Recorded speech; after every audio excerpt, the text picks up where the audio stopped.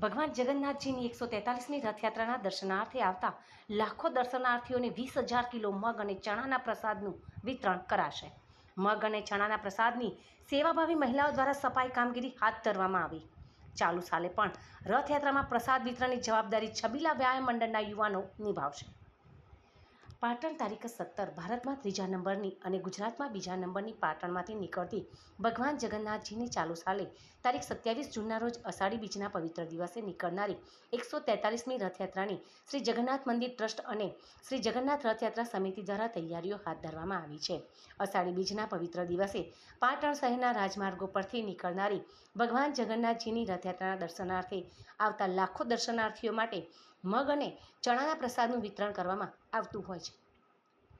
ત્યારે ચાલુ સાલે પણ ભગવાન જગન્નાથજીની રથયાત્રાના દર્શનાર્થે આવનાર લાખો જગન્નાથ ભક્તોને ભગવાન જગન્નાથજીનો ચણા અને મગનો પ્રસાદ મળી રહે તેવા ઉદ્દેશ સાથે 20,000 કિલો ચણા અને મગના પ્રસાદની સફાઈ કામગીરી પાટણની સેવાભાવી બહેનો દ્વારા જગન્નાથ મંદિર પરિસર ખાતે હાથ ધરવામાં આવી હતી.